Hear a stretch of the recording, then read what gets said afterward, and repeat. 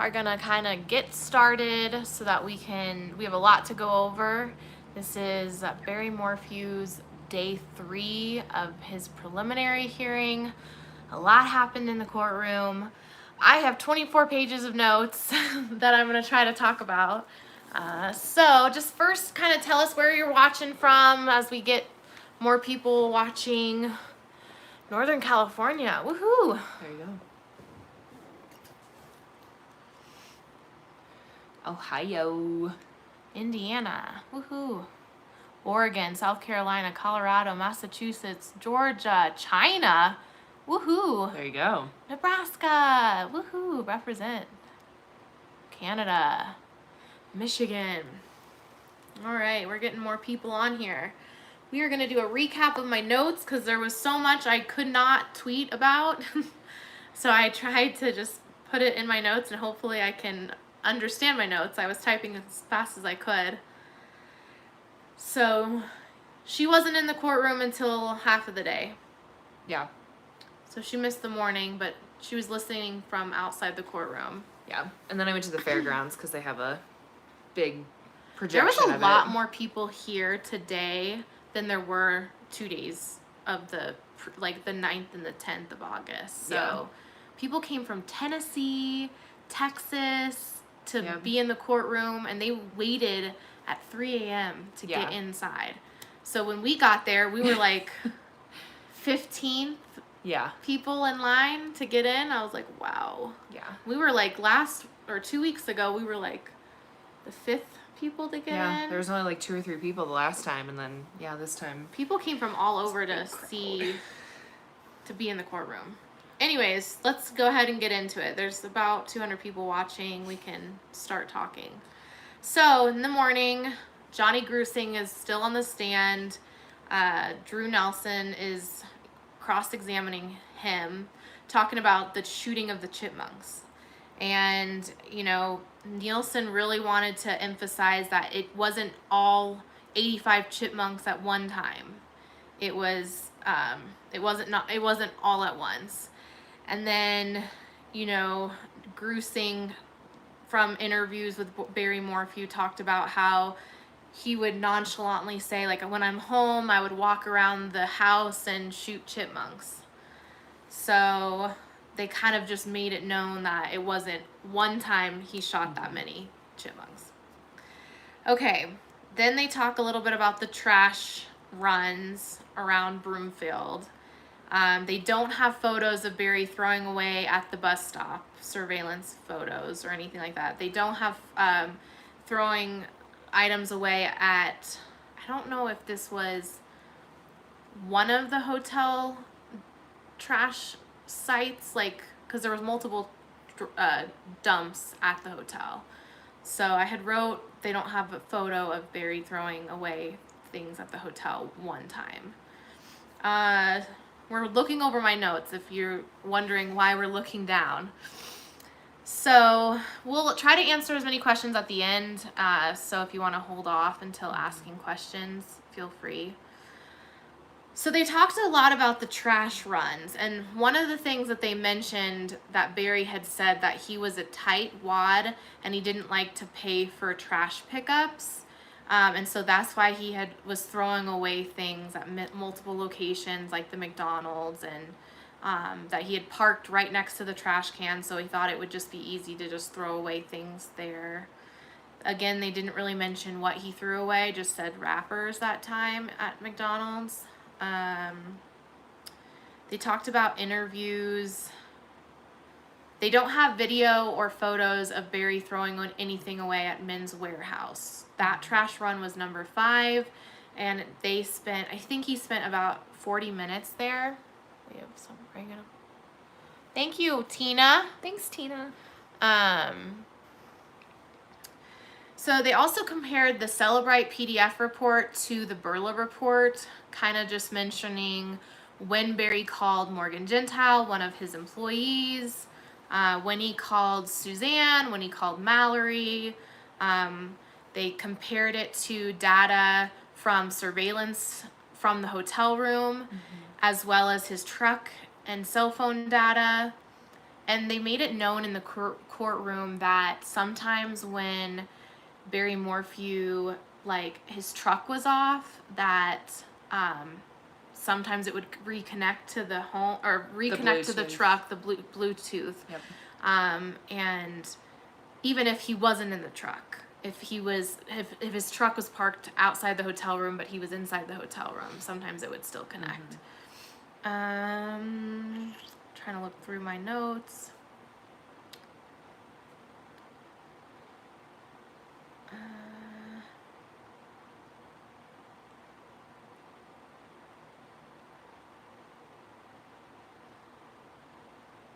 They showed what looked like, so today they didn't show the photos on the big screen.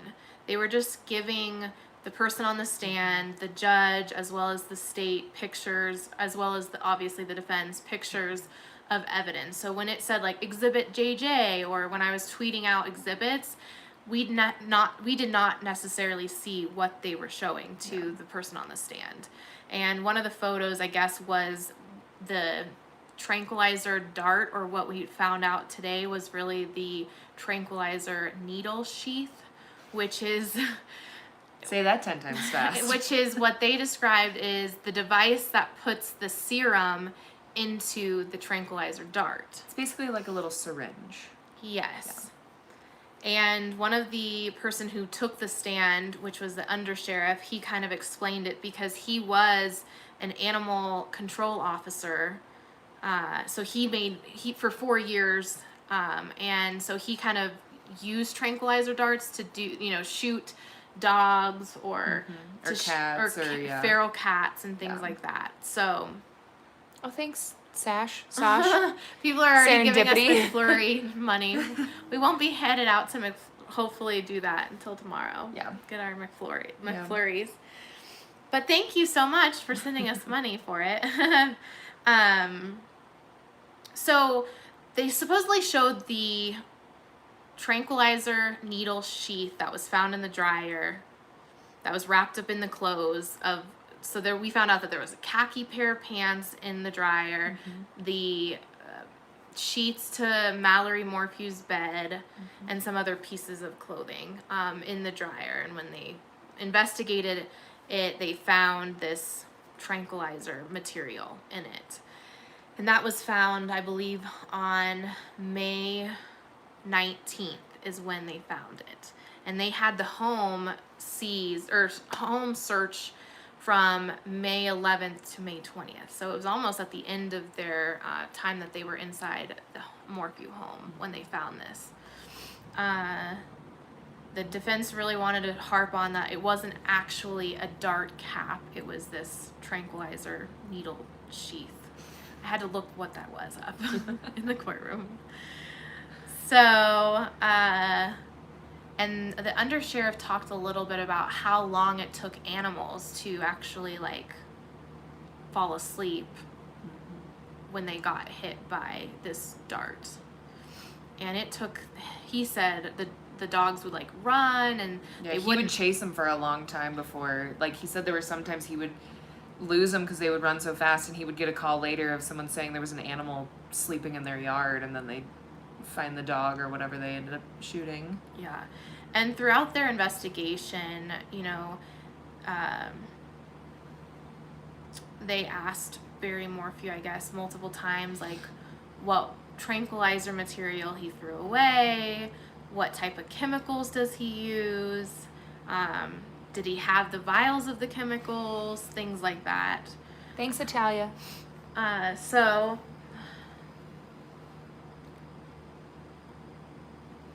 yeah, I'm looking over. So yeah, the plastic cap sheath or whatever you want to call it, the needle sheath, wasn't found until May 19th.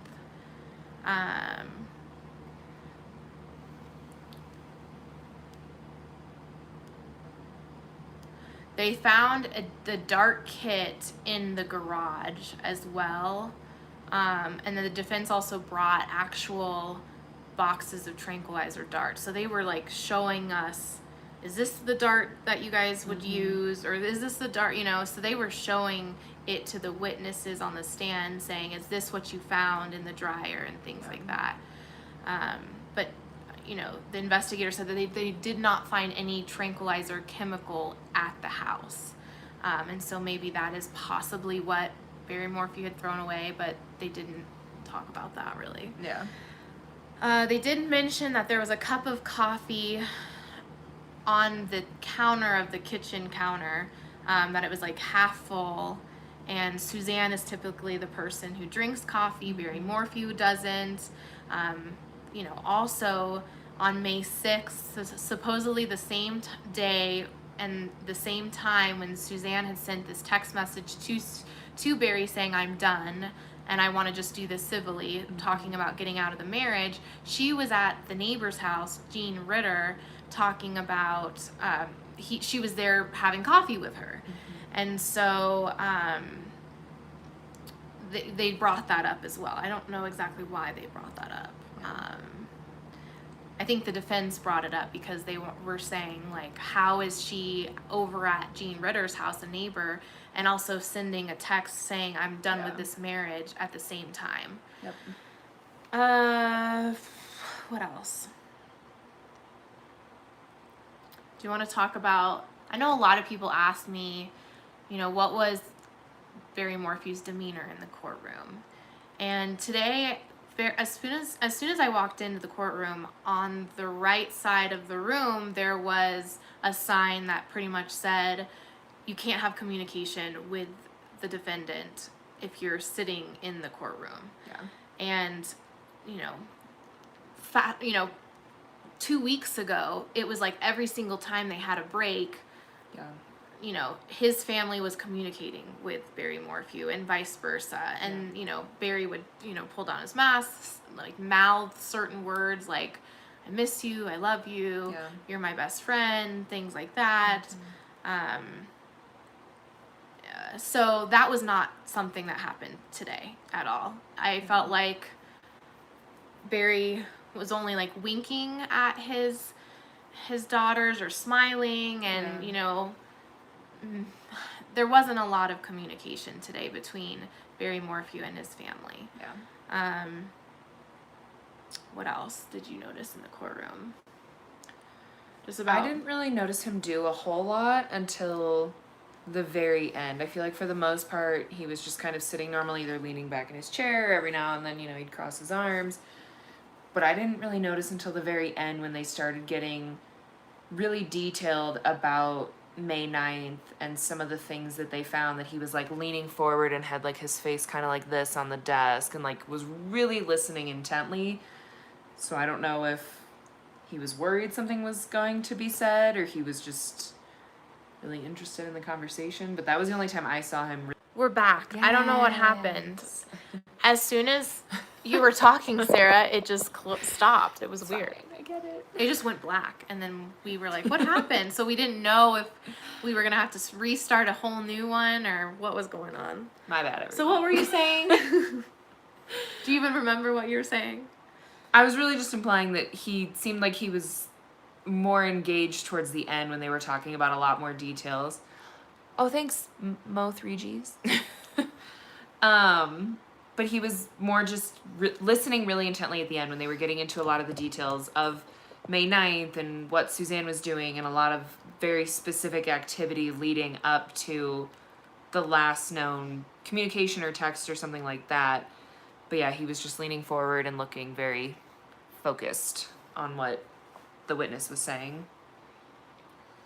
So I'm listening. I'm just trying to figure out what else I should talk about from my notes. It's a lot. I feel like that was a big point of conversation. Which one?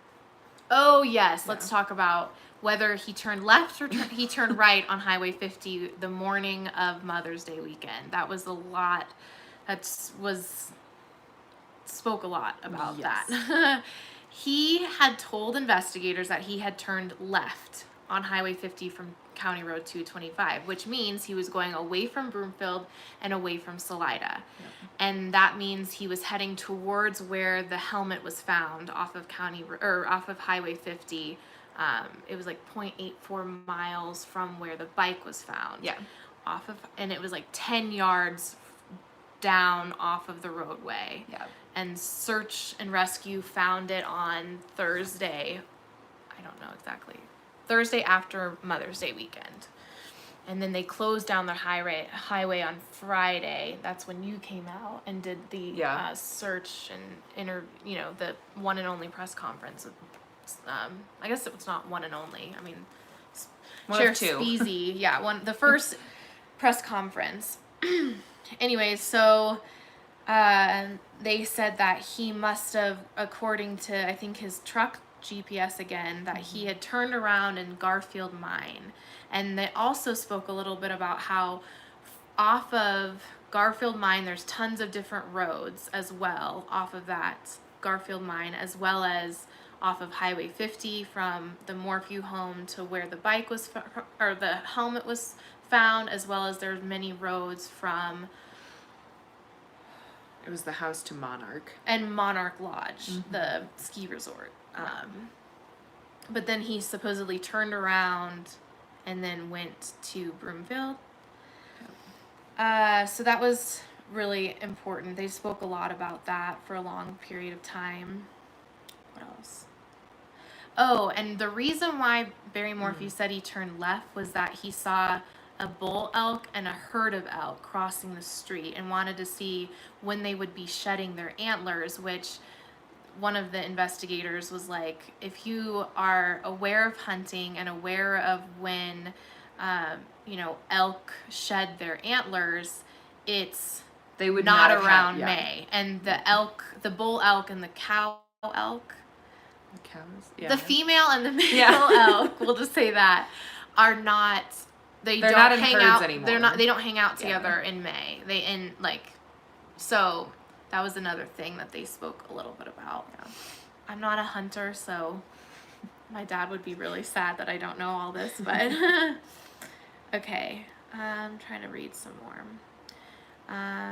They talked a little bit about the timeline of when Barry Morphew was at the Broomfield job and how long he had spent in the hotel room when he had told investigators the first couple of interviews that he was actually in between the job site at the retaining wall and the hotel, and that when he got the call from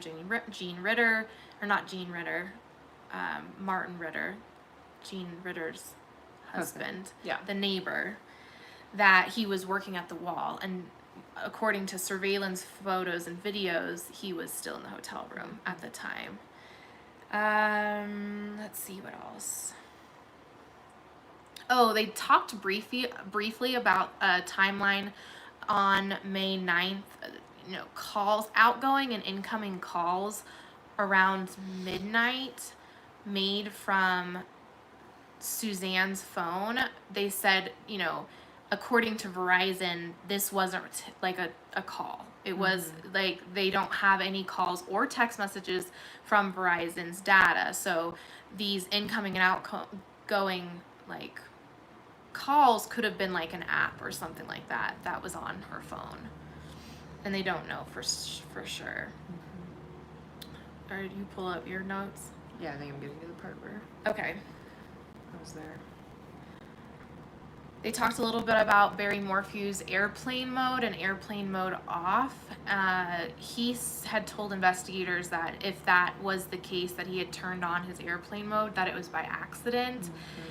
And he explained to investigators, he actually put out his hand, and the investigator, Agent Grusing, showed this on the stand, that he had his hand and he was like, this is how you get into airplane mode. You go to your settings, and it's like the first thing on your settings is the airplane mode symbol. And so maybe I accidentally pushed that, but don't, if I did, it was by accident. Yes, he didn't mean to. And he said, if this were to get out, this could make me look like a bad guy if I did this, What else? Airplane mode.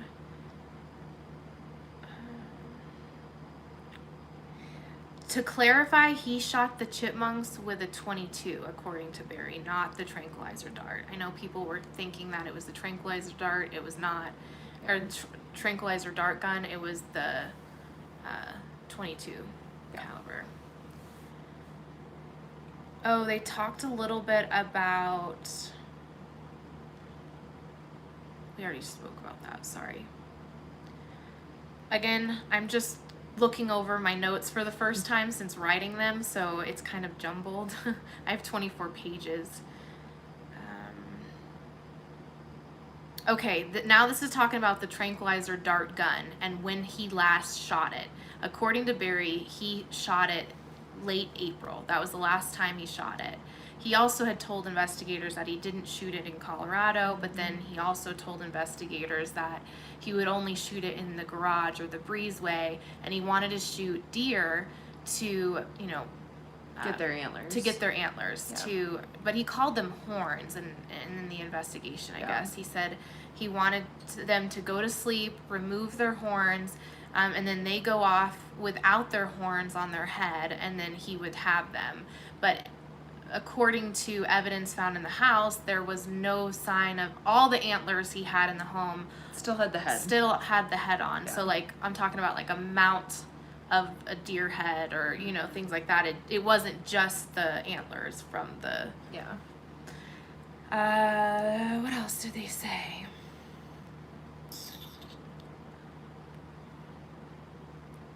So Derek Graham from CBI also took the stand, and then there was another CBI agent. But let's first talk about Derek Graham. So he spoke about the bike helmet. He spoke a lot about the bike helmet that was found off of Highway 50 between County Road 225 and 226. They didn't show these photos to us in the courtroom, but I guess they showed it to the witness and the judge of the bike helmet being found and where it was found and things like that. Oh, they talked a little bit about I guess they took tire marks, like casting of the tire from both of the Range Rovers and the truck, and that they didn't match the tire marks that was found near the where the bike helmet was found. The defense really wanted to point that out. What else? In the Range Rover, they found empty hot tub bottles on the floorboard of the Range Rover, Suzanne's Range Rover. They also found her camel pack, which is like what she would take on bike rides and stay hydrated. And they also found her purse. And they talked a lot about the contents inside the purse. It was her, driver's license, her medical card, cash, her credit card. So things that if she needed to, disappear or run away, she would need money to pay for things. And she had a maintenance treatment that following Monday, and so she needed her medical card to be able to get the treatment and things like that. So investigators were like, when we found the purse in the car, it was like, oh no, that this person just didn't run off, that this person was truly missing. They talked a little bit about Mallory's bedroom and how it was the only bedroom in the house that her bed sheets were stripped. They showed pictures that we didn't get to see of the contents of the dryer, which was supposedly the bed sheets, the Barry Morphew's khaki pants that he had worn May 9th, as well as the Tranquilizer needle sheath, cap to the needle sheath. Okay. They also told us where the spy pen was located. It was found in a box of bras in Suzanne's closet, which I found out that Suzanne's closet, when you enter the home, it's to the left, and the master bedroom is also to the left. So the master bedroom, the master closet is on the first floor, and the daughter's bedrooms were on the second floor. And they also talked heavily about the door frame of the master bedroom. there was like a crack, and the investigator described it as forced entry from the outside. And this investigator also, doing further investigation, found out from the previous owners that was not something they had seen before, or when they moved out, they didn't see that. So that was something new that had happened to the home since the Morphews had moved in. They also talked about how there was a unspent shell casing on the side of Suzanne's bed. So they talked a little bit about contents of Suzanne's side of the bed versus Barry's side of the bed, and how they knew it was Suzanne's side of the bed. I guess there were books that belonged to Suzanne, and some items in her, drawer, things like that. They did talk about how they've never found Suzanne's phone, and that they never found her charger that she charges her phone next to her bed. They never found that either. Okay. I'm talking so fast that I'm not keeping up with my notes. They talked a little bit about the Salida Stove and Spa trip, that it's kind of, I feel like, is still confusing, which I think that they need to elaborate on with tomorrow. About the timing of when Barry Morphew went to Salida Stove and Spa. They say that he never purchased anything, that, on Saturday, that shop was closed after 2:00, but according to Barry and according to the owners, he stopped by between 4 and 5:30. So did the owners wait until 4:30 to talk with Barry about getting his hot tub fixed or things like that? So I think that's still something. Supposedly on May 8th at 1:18, Barry Morphew had left a message with one of the owner's son to, hey, can you come fix my hot tub? So that's a for sure time, but they just need to go over the timing of the Salida Stove and Spa a little bit better, I think. I don't understand why there's not surveillance for that either. Yeah, they haven't mentioned any, if the store has any surveillance footage. They did make note that there was no full bottles of chlorine or chemicals for the hot tub. They did say that there was half empty bottles near the hot tub, but no full bottles. Okay, we're done with that. Is there any questions we can answer while I'm trying to read through my notes?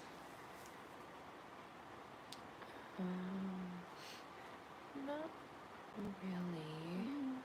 Some of the questions you guys are asking, we'll get to later in the notes.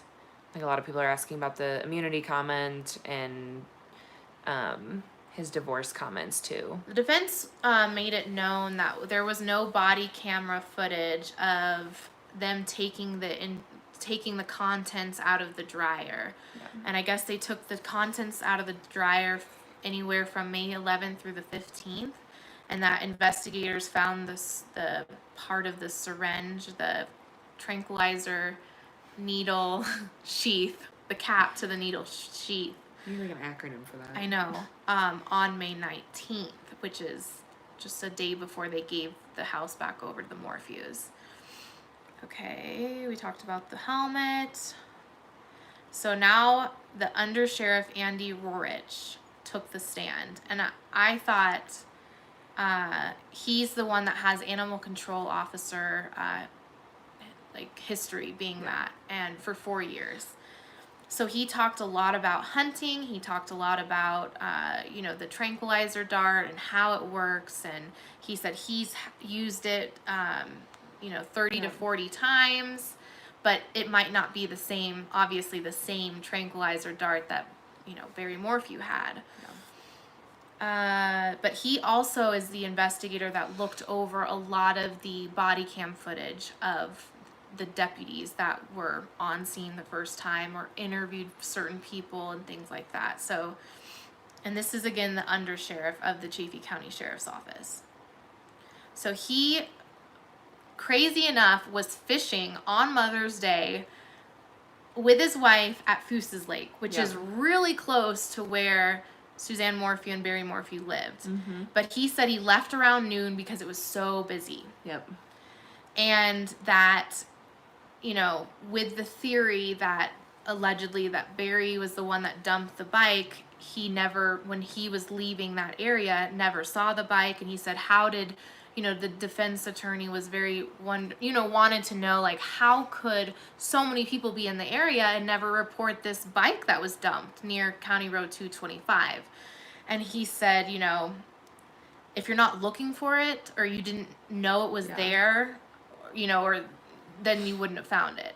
And because it only took a couple hours for the first deputy to find the bike, but again, the undersheriff said, well, he was looking for the bike. Yeah. You definitely cannot see that from the road at all.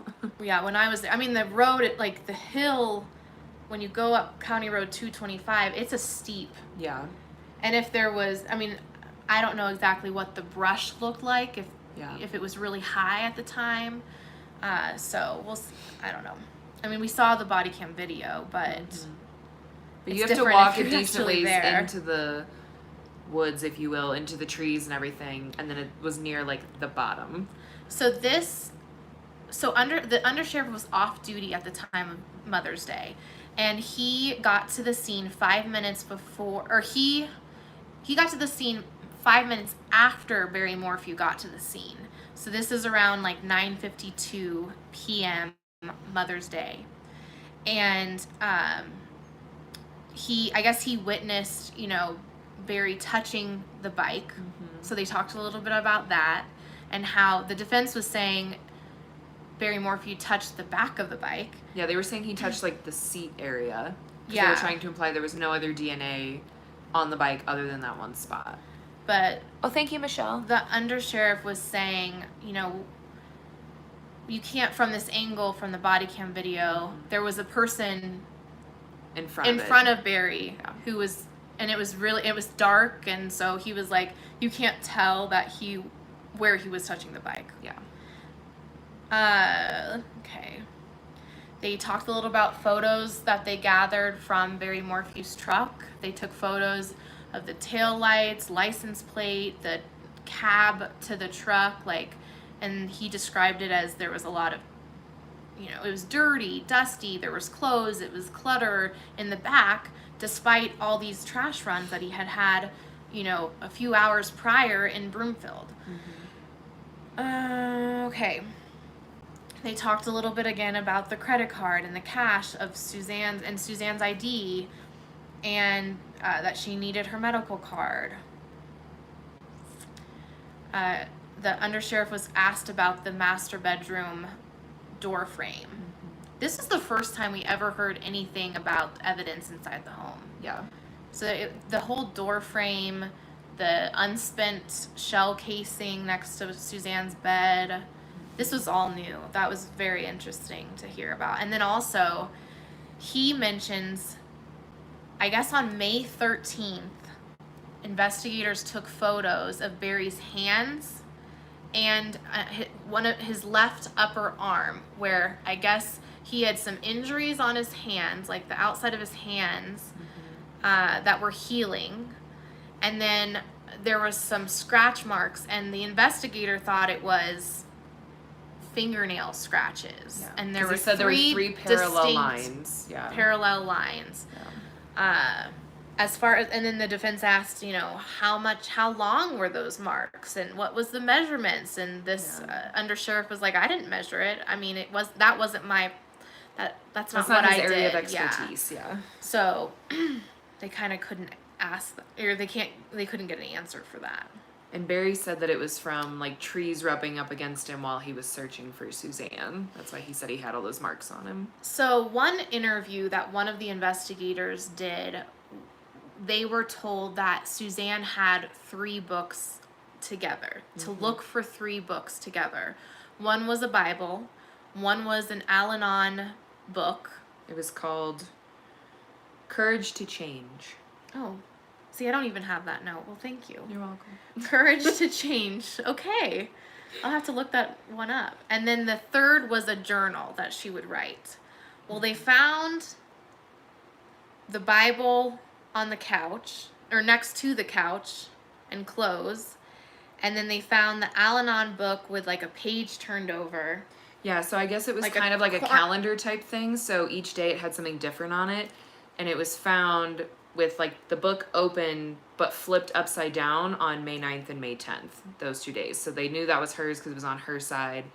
And she had flipped it over almost to like bookmark it so that way she knew where she was at when she went to go read it again.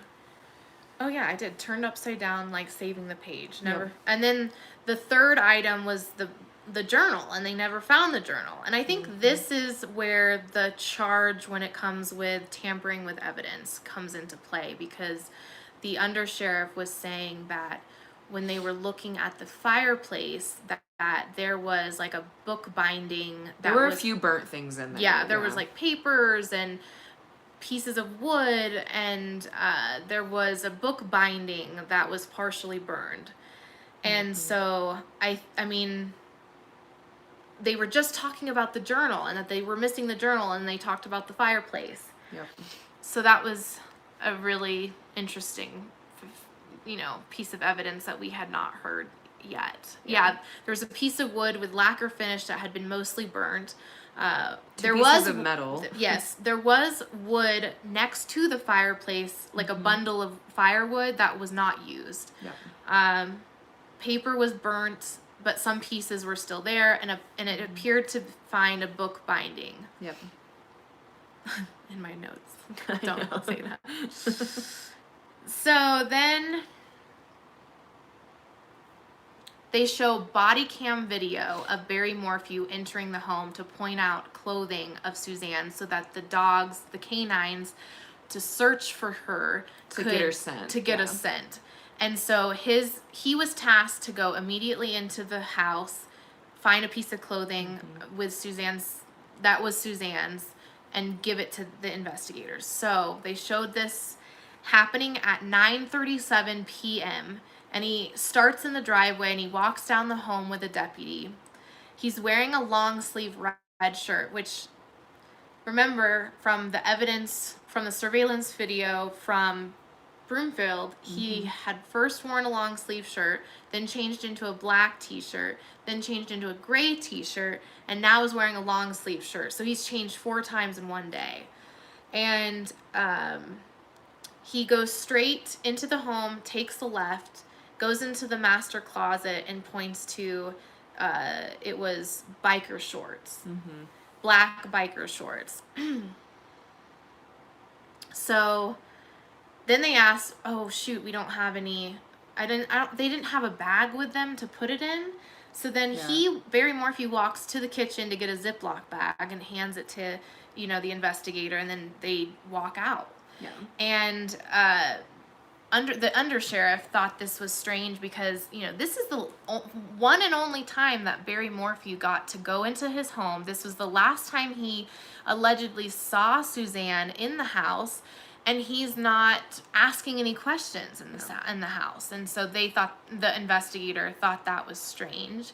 Like, he wasn't looking around, he wasn't looking in their bedroom. He wasn't calling Suzanne's phone or anything like that. And the defense was saying, well, hold up. He was just following directions. He was just doing what you wanted him to do and wasn't asking questions. So, I thought that was very interesting. I mean, he didn't do anything but look for a piece of clothing and show investigators, and the investigators needed a bag, so he went to the kitchen, got a Ziploc bag, and put it in there. And they put it in there, excuse me, not Barry, but he'd never touched anything. So, okay, what else? Oh, there was also riding gloves that were wadded up on the floor in the master closet as well. What else? They started talking about the antlers again. Okay. Oh, yeah. The undersheriff did talk more about the elk shedding their antlers. We already spoke about that. If you are just not joining us, we've talked a little bit more about, and you can go back after this video ends to see what we talked about prior to this. We're just trying to go through all my notes. And we are on page, 12 of 24. So we're halfway through. We got this, guys. Okay. Talked a lot about how he's describing how it took a while for a dog to be taken down once it's hit by a tranquilizer dart. I guess this undersheriff, he would chase after the dog through the town, and some people would have to call the sheriff's office and say, hey, we've got a dog in our front yard that seems to be asleep or whatever, and so they would come and get the dog. He would also catch cats. They talked about that there was no antlers found in the home that had just been cut off, like Barry Morphew had said he used the tranquilizer dart gun to do whenever he saw a bull elk, that he would tranquilize them, cut off their antlers, let it go free once it woke up. Okay. Now we're talking, now through my notes, it's talking about the injuries to his hands, various stages of healing, the exhibits that we didn't get to see, but they gave it to the witness, was, I guess, pictures of Barry's right and left hand and the left arm looking like there was 3 abrasion or cuts scabbing over. This is from May 13th photos. Okay. They also showed photos from a home near DSI, which is where Barry Morphew had worked. He had also changed out his blade to his bobcat on Saturday, the day before Suzanne was reported missing. There was also photos from surveillance of Salida auto sales as well as Shell gas station showing when Barry Morphew was driving home from the job on May 9th and leaving. Yep. Because he went home for lunch and then would leave again and then would come back for the last time around 2:37 ish. So there's video or photos from the Shell gas station around, well, auto sale. See, I don't know if this was from auto sale or from. There's a photo at 1:51 p.m. on May 9th, and he can be shown wearing a blue t-shirt and khaki shorts. So I think this is one. This is him at DSI. Yeah, the DSI one. Yeah. So it's showing that he was wearing khaki shorts, which was allegedly found in the dryer, and then the blue t-shirts. But they didn't mention he could have had multiple pairs of khaki shorts. Yeah. So, I don't know. But they really focused on the fact that he pulled up with his truck pulling a trailer that was carrying the bobcat. Yeah. And then he's also seen heading westbound on Highway 50, heading home at 2:27 p.m. from the Shell gas station. They talked about the location from the Shell gas station to Salida Stove and Spa, which is 8 miles. 1/8. Sorry. I typed too fast. Okay. Let's talk about. That's when they talked about the Garfield mine again, about how he was going the speed limit. It takes 19 minutes to go to Garfield mine from the Morphew home. They talked, okay, this was interesting. They talked about this bike mechanic that fixed Suzanne's bike. And early on into the investigation, they found out that she got new tires on her bike on May 7th. That is Thursday, if I'm correct. Yeah. Yes, Thursday, May 7th. He is a bike mechanic that worked with the Team USA for World Championship in 2001. He's had a ton of experience fixing bikes. I guess when Suzanne first got her bike, that he repaired a chain when it was brand new. He helped her put it together too. Yeah, and this bike that Suzanne had was the 2007 Santa Cruz Julian bike. He talked a little bit about when the bike was found, how the bike was fixed. As far as he called it ghost riding, is when he says he sees it a lot when kids push a bike. The tires spin because that's, I guess, when you push a bike, it's going to veer one way or the other, and it just spins, and it locks up, I think, the brake or something. And it makes the brakes drag a little bit, And so that's like how the bike was found when they found it Mother's Day. Because the handlebars were completely flipped 180. And also this mechanic said if the bike had been wrecked, the handlebars and the bike seat would have not been centered. Yep. But when they found Suzanne's bike, it was not like that. Yeah. And the handlebars had been twisted 180 degrees. And he, again, called it this ghost riding and explained it to investigators and things like that. Yeah. And an interesting thing that they brought up about the Garfield mine, they went back a year later and looked at the route from the Morphew house to where that was. And again, that's when he was leaving to go to Broomfield, made a left, pulled a Yui at Garfield mine, and then went to Broomfield. And so they looked it up, and that route to get there are no street lights, and it is completely black. And so that was very interesting for them that early in the morning he chose to go that route and then just happened to turn around and go the right direction. And this is according to his truck data that investigators really dug into. Yeah. Okay, so the defense mentions that Suzanne on May 6th was seen on Walmart surveillance video grabbing groceries and going to the pharmacy and getting a white paper bag, presumably filling a prescription at 12:30 p.m. on May 6th. This is Wednesday. Yep. But I believe that investigators could not find those bottles of prescription Because none of them were dated that for May day. 6th. Yeah, from that day in the house. And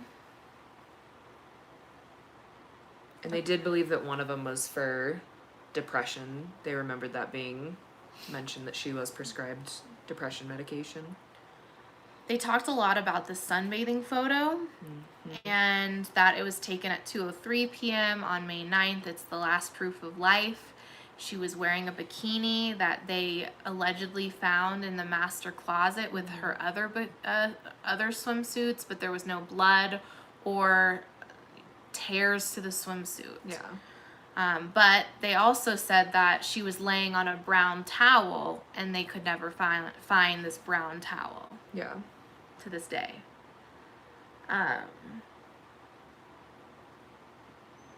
Okay. So one of the things that the defense tried to use as an argument for this timeline was that they saw Suzanne's Range Rover in surveillance video in town around 3 o'clock. And when she asked Rorik? Yeah. Is that how you said it? He basically said that he didn't agree with that because it was a different officer that, made that report. But he didn't agree with it because there were very key, distinct differences between their cars. So her Range Rover, I guess, had something on the front. It was like a vent or something like that. It was a black vent. Yeah, but No, the one that they had on surveillance video, but the one she has doesn't. Okay. So there was something different about the front of the car, but then the biggest difference was... The top. Yes. Suzanne, the top of her car was completely white, I believe.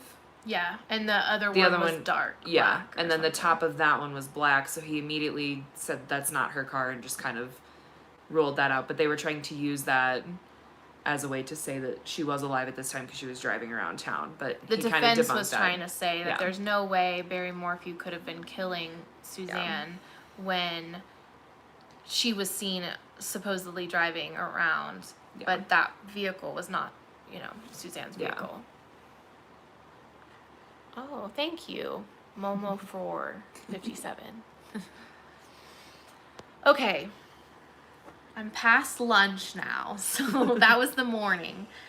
Now, they talked a little bit about this sleeping bag that was found supposedly near the bike off of County Road 225. They asked the Undersheriff if that had been tested for DNA. It hadn't. He suggested that it might have just, fallen off of a truck. But, the defense really wanted to take note that that was never tested for DNA. Mm-hmm. He has not read the affidavit, he said also. There was a lot of the investigators that, they haven't read the affidavit. So Or there were certain ones that were focused on specific parts of the investigation, so they didn't listen to every single interview that was done or watch every single body cam because that may not be in their expertise. So a lot of the times when the defense was asking questions about specific things that were either said or recorded or written down or whatever, a lot of them just didn't know because there's so much and they just haven't seen all of it. Again, the arrest affidavit is still sealed, and it's 130 plus pages. 130 pages. Yeah, that's a lot. Yeah, That's a lot to look so through. we were told, I think it was in an order that the judge had made public, that we were gonna read, or hopefully it would become unsealed 7 days after tomorrow. Yeah. So hopefully by the beginning of September-ish. Yeah. Okay. So Barry Morphew's attorney, Iris Eaton, showed body cam video of Barry Morphew touching the bike, and they go back and forth about where he touched the bike. What else? One of the other things she kind of mentioned at the beginning was the coffee cup on the kitchen counter. And that was one thing that investigators really noticed when they went into the house, because a lot of people said that, Suzanne is really clean. She's very tidy. Like, their bedroom, when they went in there, everything was in perfect condition. The bed was even made.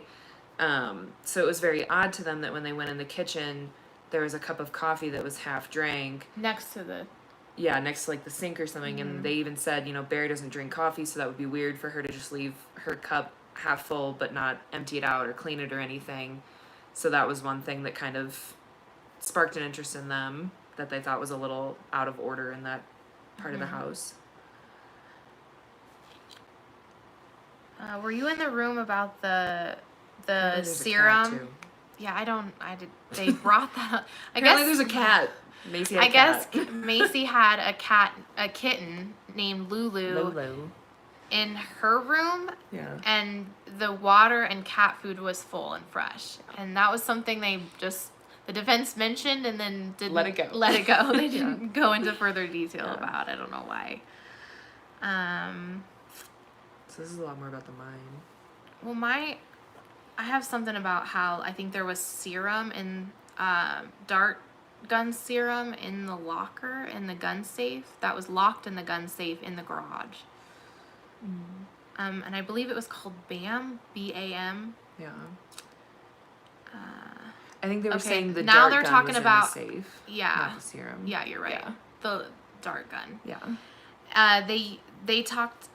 They explained a little bit more why Barry Morphew had a tranquilizer gun. What did he use it for? And they talked about how he had a white-tailed deer farm in Indiana, and he used to shoot the deer to medicate them. And this was also interesting. This undersheriff said that when Barry Morphew first got to the bike scene, when Barry Morphew first got to the bike scene, the undersheriff described his emotions as he was showing he had crocodile tears, and he believed that they were fake tears at the beginning. He said that he sounded like he was crying, but there were no actual tears coming out. So he didn't find it very sincere. Oh, this is the dark colored vent on Suzanne's That's where it vehicle, is, and it yeah. wasn't present on that vehicle. Yeah. There was a white roof, but it appeared to have an all black roof. Okay. Yeah. Okay. The brown towel. Okay, so the next witness was called CBI agent Kevin Kobach. And he is a field agent in Pueblo for 7 years. Linda Stanley, the DA for the 11th Judicial District, she was the one that got to question him, which we hadn't heard from her since the first day of the preliminary hearing. So that was good that we could hear from the district attorney herself. He interviewed Morgan Gentile, who I interviewed Morgan Gentile, and she is a former employee of Barry Morphew. Yeah. With DSI. Yeah. Yeah. Well, They not both worked. they had previously worked with DSI, Yeah. but she wasn't working with DSI any longer. It was strictly Barry Morphew that she was working for. She had started working for Barry Morphew in January of 2020. She said that she had a lot of respect for him because, you know, he was the first boss. She said that he respected her and thought that she did a good job with what she does as a person who, you know, does a lot of work. They talked about the timeline between when Morgan Gentile learned about this family emergency and when she was supposed to go to Broomfield. So the plan was that they were supposed to do this Broomfield job, fix this wall in Broomfield in April. Well, that changed to May. And initially, Barry Morphew was supposed to pick up Morgan Gentile at 5:30 a Sunday night, Mother's Day night, but that changed because Morgan says she heard him driving by around 4 Sunday morning, and so she knew that he left her. And then he calls her at 11:18 a.m. saying, "Hey, I'm already in Broomfield. You got to get another employee or worker and get yourself here tonight." This was at 11 on Mother's Day, the day that Suzanne was reported missing. And then he calls her once again at 6:09 p.m. and says, hey, he's needed to return back to Salida because there's a family emergency. And he does not mention Suzanne going missing or Suzanne Morphew, period. Doesn't mention her in this family emergency. So around 7:30 the next morning, so this is May 11th, he calls Morgan again and references, or he says something that, like, I'm missing my wife, Suzanne, and something about possibly taken by a mountain lion. And he then all of a sudden switches what he was saying about his wife missing and she's probably taken by a mountain lion. He switches it to, okay, I'm going to change my attention and let's talk about the job and what the task at hand is. So they talk about which room Morgan Gentile had taken in the hotel of the Holiday Inn Express in Broomfield, and the one that Jeff Puckett, so Jeff Puckett is the person that Morgan Gentile had, gotten last minute to say, hey, we need you at this job site. If you can help, that would be great. Barry Morphew needs you. So it was supposed to be Cassidy Cordova because they were supposed to start on Monday, but Cassidy was out of town, and so he still came though. Well, yeah, but not on Sunday. He didn't come with them on Sunday. Barry said, just grab somebody else as soon as you can because you're going to need someone else while you're out there. So 3 people came to the job in Broomfield. It was Morgan Gentile, Jeffrey Puckett, and Cassidy Cordova. Morgan Gentile was in the room 228, and Jeffrey Puckett stayed in the room 225, which was allegedly Barry Morphew's room that he had stayed in. When, I guess, Puckett was having a difficult time getting into the room or something like that, and so Morgan was helping him get in. And we've interviewed Jeffrey Puckett, so I can understand maybe some miscommunication with him trying to get into a room. And so I can understand Morgan trying to help him get to his room. So I guess when Puckett and Morgan opened the door to the 225 room, there was an overcoming odor, and they saw that there was wet towels in the bathroom. Just on the floor. And then allegedly Jeffrey Puckett found insurance documents that was under a pillow, and then he had thrown them away, and then later he supposedly took them and then gave them to investigators. They briefly talked about the insurance documents. They didn't talk about whose name was on the documents or anything like that. Okay, so they were expecting Brick to arrive on Monday. So that they could work on the wall. But it never came. And they only had hand tools to do this job, and they knew that they needed more than just hand tools to do this job. They had removed all the blocks needed to fix the wall, but they needed a bobcat. They needed they obviously basically had a bricks. shovel and some other smaller things Hand of that tools, sort.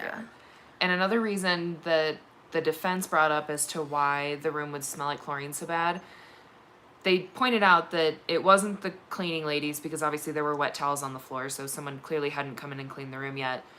But they mentioned that a main reason, again, this is the defense, as to why that room might smell so strongly like chlorine is because it was right above the pool. And so, that makes sense. There's filters, things come up. But then the prosecution came back and said that because it was during COVID, they questioned whether the pool would have even been open, because if that's the case, then the room shouldn't have smelled like anything, because, most places drain their pools and stuff like that if they weren't using them. So that was just really interesting. And then the hotel manager even said that months later, after Barry had stayed there, that room still smelled like chlorine again because it's right above the pool area. Someone's asking about the hush-hush money and not getting paid. They haven't brought that up in court yet. We still have tomorrow to maybe hear that. I'm not sure. She was confronted on May 15th in an interview with investigators from CBI, Colorado Bureau of Investigation, about potentially having a relationship with Barry Morphew. And, Morgan had mentioned to investigators that there had already been a rumor on social media about, she being a mistress on social media, or, saying that she was a mistress, that, and she was concerned about this. She was also concerned about her safety as well as her kids' safety. Yeah, because people were blasting it on social media and involving her children in it, and she was more concerned for them. So that was early on into the investigation that she was being accused of having an affair with Barry, and investigators had learned that wasn't the case, that she wasn't a mistress or someone that had an extramarital affair with Barry Morphew. So I think this was, I don't know if this was a text or call. I think that was a call. I think one of the calls I think the call on Monday morning to Morgan Gentile and the people working on the Broomfield wall, he had mentioned something like, "My wife is missing. We found the bike. It's got to be a mountain lion or a cougar." And I guess a text message later had said, he was still searching and having a hard time, because his workers. This is something that Jeff Puckett and Morgan Gentile had mentioned to me in previous interviews. They had said, we could have helped look for your wife. Like, why did we have to continue working on this retaining wall? We could have been in the helping process of finding your wife, which they thought was way more important than trying to fix this wall when it wasn't something super pressing. They said that we could have scheduled this for any time. So that was something that they had told me in a previous interview. This is not something that was mentioned in the courtroom today.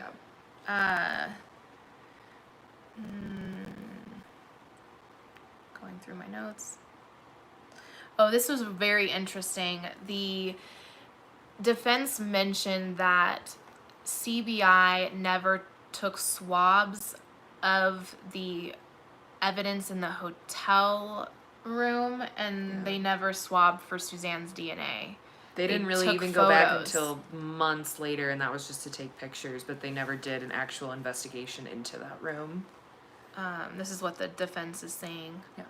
I guess they came back in September after there was some media hype, is what they said, about the chlorine smell and odor that was found in the hotel room. Again, the room is above the pool area, and, did you mention the email? Yeah, the email from the hotel manager. Okay, they put Johnny Grusing back on the stand. We need to go to bed soon. Okay. And let's try to go through some of this. We talked a little bit about the gun that Barry Morphew used allegedly to shoot chipmunks.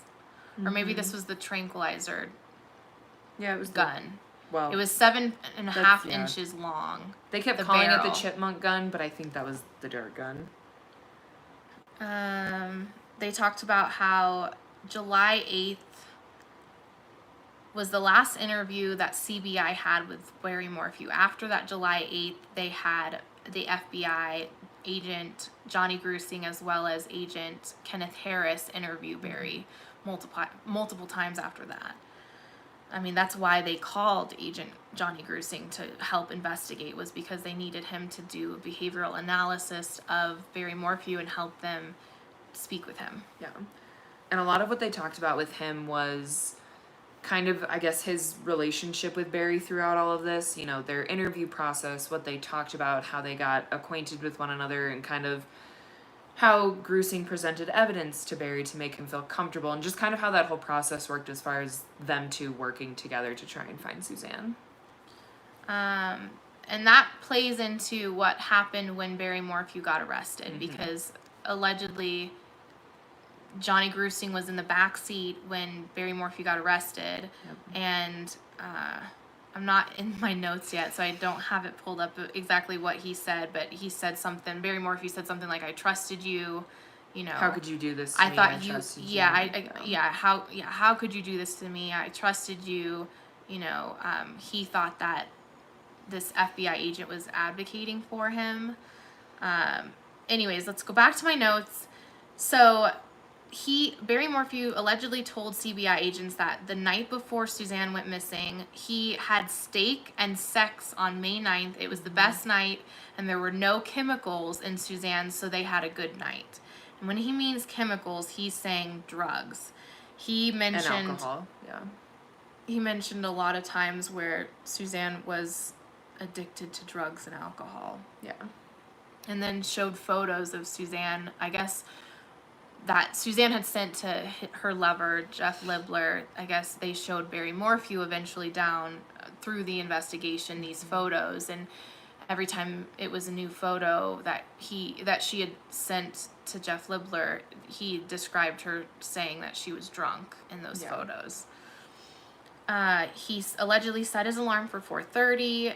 When they asked him, you know, what was Suzanne wearing before she went to bed, said that she was wearing shorts that were white and a string-light shirt that was also white.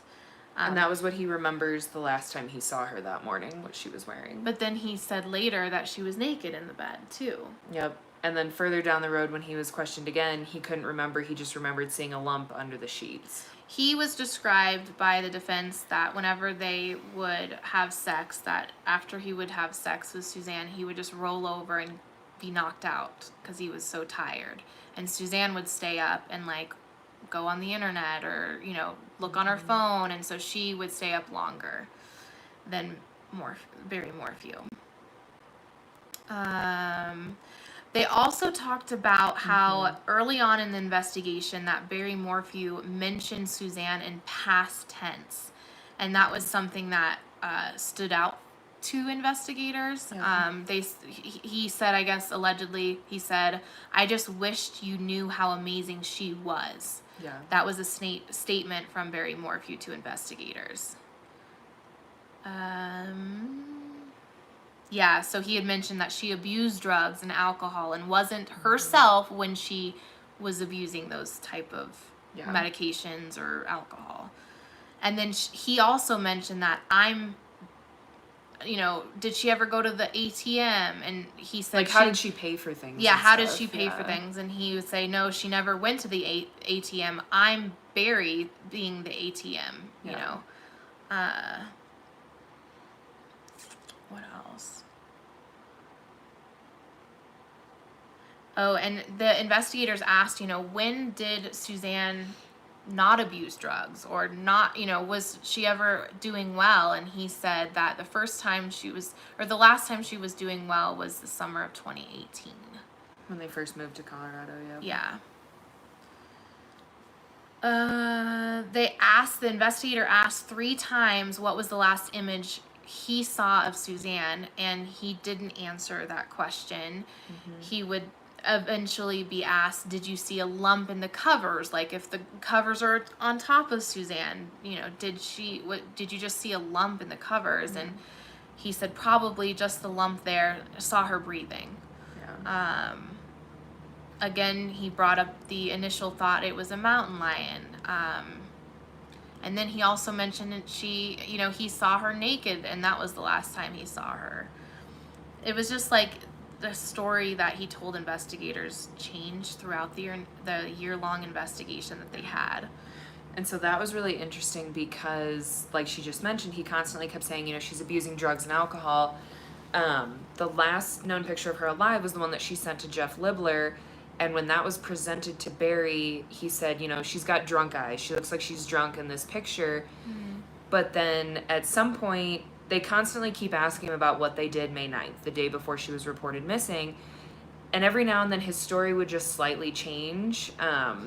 It was always, they had Sue kind of just Veggie put soup. Their phones away and just kind of, spent the day together. Sunbathing. They sunbathed together for an hour. He said that it was a perfect day because there was no alcohol in her.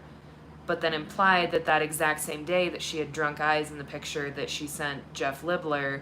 So it was just very interesting how his story kept changing the more that they kept asking about these specific days, and minor little details would be altered that didn't fit his prior stories. Another piece of evidence that they talked about was that in the dishwasher they found one dirty plate. Mm-hmm. And they, initially said that Barry had mentioned that they had a steak dinner together. They had steaks, plural, yeah. Yeah.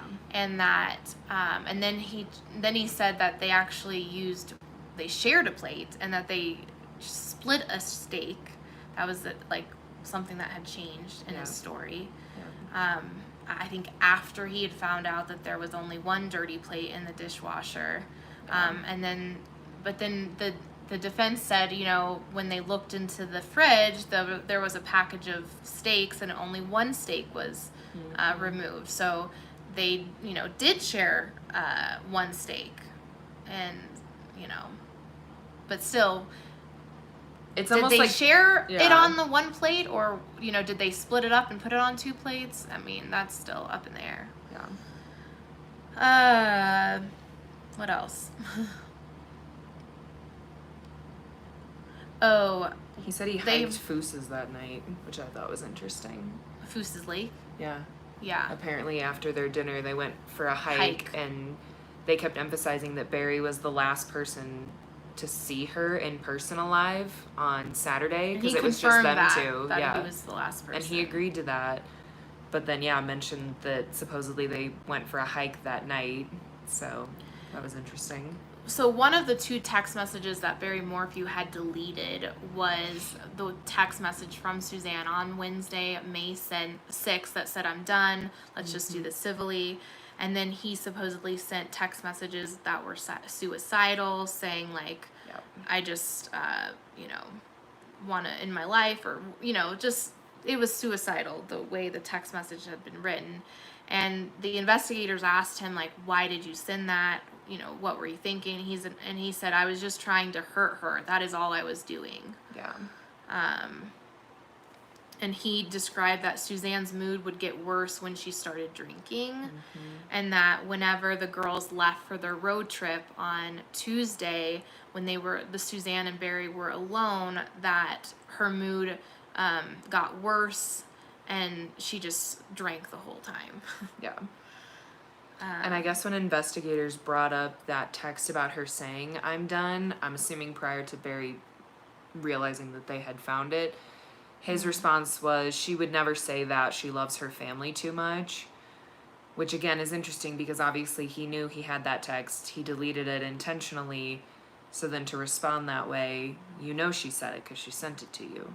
You have it. Another thing that he mentioned when he learned about an affair that Suzanne allegedly had, he said maybe in God's eye, this is the way of him resolving something.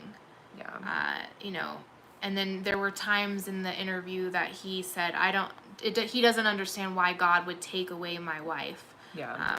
So he talked a lot about God to investigators. There was even a time when investigators came to his house where they wanted to speak with Barry, and they said, we'll bring pizza, the CBI investigators, and Barry was like, oh, I'm already cooking steaks, I'll just throw another one on for you guys or whatever. And so the CBI agents actually sat around a table and had dinner with the Morphew family, and Barry Morphew prayed for the investigators to search for Suzanne or find the people who did this to Suzanne and things like that.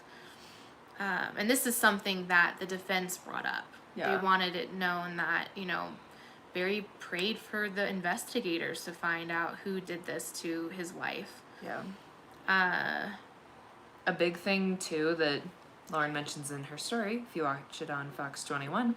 At 9 p.m., which is already passed. Just go on our website. It's fine. It's on our website. But one of the things that he brought up was the fact that he had mentioned to investigators a few times that he thinks that when politicians answer questions and they're lying, they just say, I don't recall. He gave an example of Hillary Clinton and... Comey? Yeah, Comey, the FBI boss. But he said that whenever they're lying, they'll just respond to a question by saying, I don't recall. And Grusing had mentioned that Barry said that he said more than 90 times in their investigation to answers that, if they asked him a question, he would say, I don't recall. And he used that answer a lot for a lot of questions. He said, quote, all them freaking liberals don't remember anything when they don't want to say the truth. Yeah. That's a quote that I guess Barry had said to investigators. Yeah. And when they brought it to his attention that he was using the exact same response for a lot of their answers, he said that it's because he genuinely doesn't remember. So it's not the same. It doesn't apply to him. Okay, his phone was... We already talked about the airplane mode phone. Yeah. The drunk eyes, we already talked about that. Oh, this was a lot about the immunity. Do you want to talk about that? So on March 5th, was it March 5th, 2021? I guess they were discussing his usage of the airplane mode, and this got brought up. They asked him about... I guess that was what they started off the conversation, was about the airplane mode, and then all of a sudden he said, can you give me immunity if I will just give my life up to you? Yeah, he basically said, this is to I'll Agent sit down, Grusing. if you give me immunity, I will just sit down and basically be an open book. I'll tell you whatever you want, I'll open up my life to you guys. As long as you can give me things to you. As long as you can give me immunity against... Not being prosecuted. Yes, for Suzanne's disappearance and death. So that was a very interesting statement. I know a lot of people were, when I sent that tweet out earlier, they were wondering, wait, what? Yeah.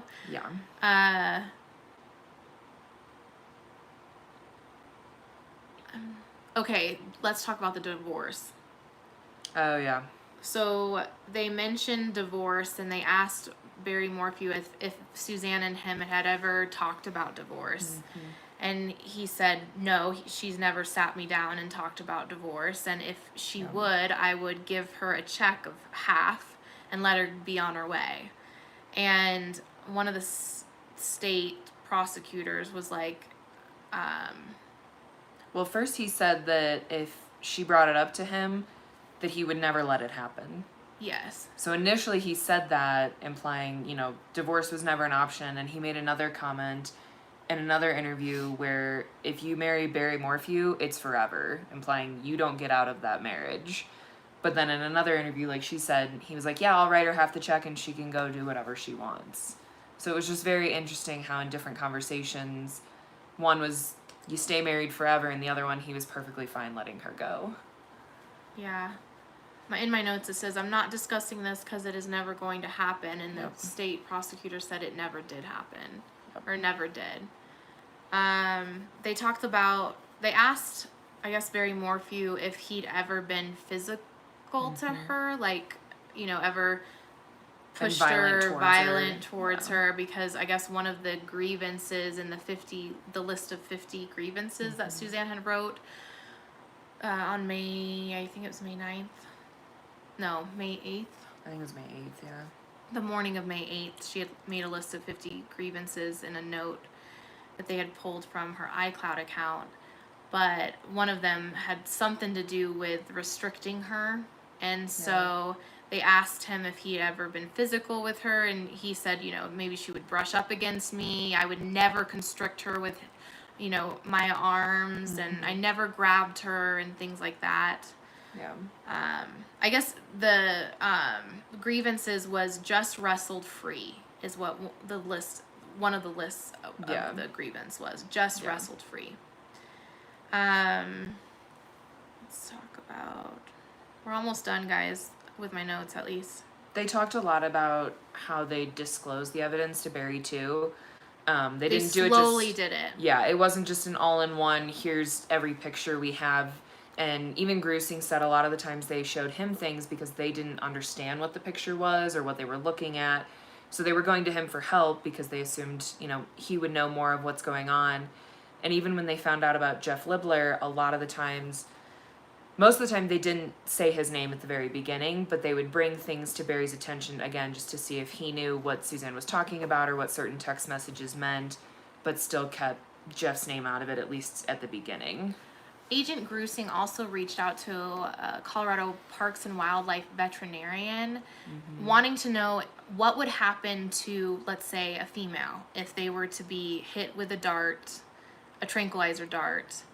And so this veterinarian said that the female would run for 2 to 3 minutes after being hit by a tranquilizer dart, become wobbly and unstable, and then would become sedated for up to 8 hours. And said something about they'd go into a hypoxia state where like they're losing oxygen or they have lower levels of oxygen in their brain. Yep. And that sometimes if they're laying on their back, their breathing would sound like they're snoring.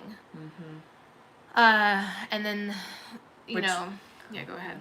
That was just really interesting because that was one thing that Barry continually kept saying when asked about the last time he remembered seeing Suzanne in the morning was, you know, eventually it just turned into a consistent, yeah, she was just a lump under the sheets on the bed. But then he said, I specifically, 100%, no doubt in my mind, heard her snoring when I left. And so that was just a very interesting point that the prosecution brought up, was that he kept saying, you know, that was the 100% thing he remembered that morning. If anything else, or if nothing else, he remembered that she was snoring in bed. And then they bring up the fact that if someone is tranquilized and then laid down in a certain position, their breathing could just naturally sound like they're snoring already. So I thought that was a very interesting connection they were trying to make. Something that really stood out to me, because I've done interviews with Barry Morphew, is that he would say something like, you're trying to twist my words, or, you know, you're trying to make me look like a bad guy. Yeah. And I'm like telling Barry when I interviewed him, I'm like, no, I want you to tell me the truth. What happened that weekend? Tell me in your own words, on the record, what happened that weekend, Barry Morphew. Yeah. And even when we saw him face to face, his daughter said something like, you just twist our words. And that's something that was brought up in the investigation in the courtroom today, is that when the FBI agents came to Barry Morphew after they had audited the investigation, they wanted one last chance for Barry to tell them more information or to answer questions from their investigation through the year. And Barry Morphew replied saying, if you're trying to twist my words, if I don't recall something, I don't recall it. And that verbiage of just, if you're trying to twist my words, you know, stood out to me. Yeah. They briefly talked about the April 22nd interview when investigators asked him why he voted for Suzanne. He said, yeah, just because I wanted Trump to win. Very, what did I say? You said he voted for Suzanne? Yeah. He voted for Suzanne. Oh, I'm thinking, okay. I see what you're saying. Okay. He said, yeah, because I wanted Trump to win, and I figured that the other guys were cheating and knew she was going to vote for Trump anyway. This was very interesting, and I was kind of waiting for a reaction from the daughters about, like, this comment Barry Morphew made that said that he told investigators that hunting is all he said he had left in his life. That if I have to live this life without her, being Suzanne, at least I have hunting.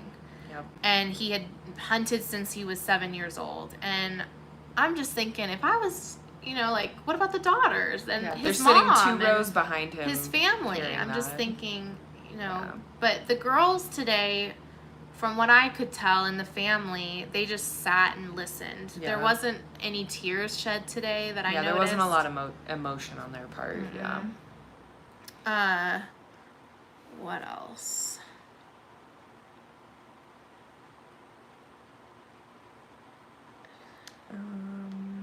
We're almost done, guys. It's like one more page. Barry did tell investigators in April of this year that he thought he would be cleared in 2 months. Like, cleared as a suspect? Yeah, which I thought was really interesting. Why only 2 months? I guess on May 8th, there was a lengthy call between Suzanne and Barry that lasted over 26 minutes. And after that call, Barry Morphew texted Suzanne, "I love you, Suzanne." But of course, the investigators don't know exactly what was said in that 26-minute conversation. He kept bringing up God again, saying, you know, God allowed this whole thing to happen. It's in God's hands. But he also said, "I've asked God, why are you dragging me through this? Maybe God wanted to protect the girls from heartache," which I thought was really interesting because they've essentially lost their mom. So I don't know what heartache they're being protected from at this point. Whether she's alive or dead at this, like, she hasn't been here for almost a year and a half. So I'm not sure what heartache they're being protected from at this point. So the audit was presented to the district attorney's office, and then the arrest warrant was issued for murder for Barry Morphew, and he was arrested on May 5th, 2021. Again, Barry Morphew was in the back with next to Johnny Grusing, and Barry asked him, "How could you do this to me? I trusted you." Grusing said he took that to mean that, you know, Barry kind of thought that he shouldn't have been arrested based on the conversations that he had with Grusing, so I guess he trusted him enough. He thought he was advocating for him. Yes, and basically thought that, you know, I've told you all this stuff, and, you know, I thought we were closer than this, I guess, so why am I being arrested type thing, like he wasn't expecting it. And then Grusing was the one that told him that the arrest was for murder. The defense also brought up that Barry has been 100% faithful to Suzanne. There was no infidelity at all. And then on June 2nd, in an interview Agent Grusing had with Barry Morphew in the backyard of one of the neighbors' homes, you know, Johnny Grusing was kind of leading on to, like, what about those 7 trips? And Barry Morphew kept saying, because our relationship with the Lord is so strong, she's a very faithful person, and she's a faithful person of God, so there wouldn't be an affair that Suzanne would have. What else? We're almost getting done. I think we could probably answer some questions if you guys have any questions. So can you look at those while I see if there's anything more? Also, one thing Barry did bring up too was, and a lot of his confusion with dates and times and different things that he was doing during the day, he essentially blamed that on the fact that, you know, his wife is missing. He's in complete shock. He doesn't know what's going on, so he might get certain days and times mixed up, and so he was kind of using that as a way to say, you know, if I get things messed up, it's because I'm going through a hard time right now. Someone's asking, when did Mallory send the job text that she got a new job? I believe that was on Friday when they were picking up pizza. Yeah. The Moonlight Pizza. Someone says super chat question. Was there a super? I don't know how to do that. Oh yeah. She looks herself. What? That wasn't a question. I don't know what that was. Okay. So are we looking? We're shaking all over the place. Sorry.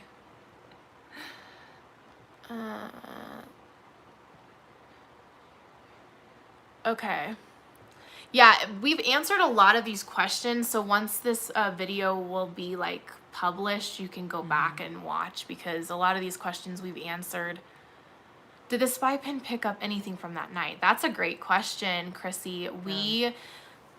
That was something we were wondering, because the spy pen that Suzanne had purchased and sent to Florida so that her best friend Sheila could give to her once she was in Florida in February of 2020, it is a voice activating spy pin. So that means if she just were to leave it in a room, if someone comes in and starts talking, it would start picking up and recording what they're saying. Yeah. And a lot of people that have been in the courtroom has been asking, are we going to listen to the spy pin recording? And was there any spy pin recording of, the last moments of Suzanne's life? Mm-hmm. And that has not been revealed in the courtroom. Maybe they're waiting until the last day to bring that up.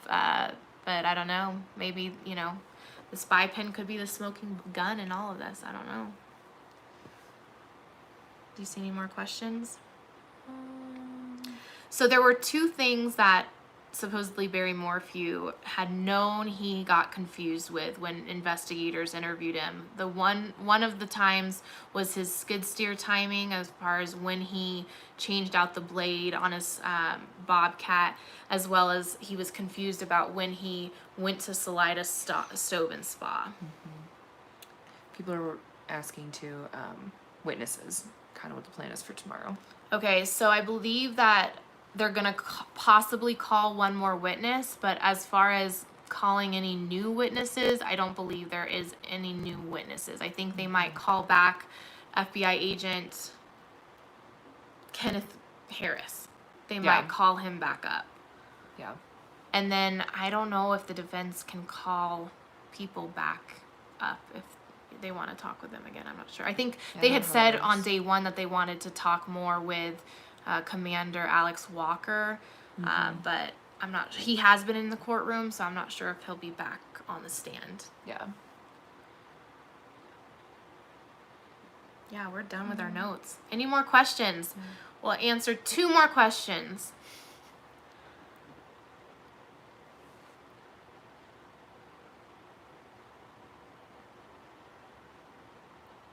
Anything about the influencing public official charge? I think that might have been the immunity question that Barry Morphew wanted to, talk with investigators, but I'm not totally sure. I think tomorrow the defense or the prosecution will, lay it out better as far as this is why we charged him with this, and this is why we charged him with this, and give a better understanding of why. What evidence they have that led them to the these charges. Yeah, and again, it's the judge's decision on whether or not there's enough probable cause. They don't have to have reasonable doubt. It's just probable cause to continue through this court process.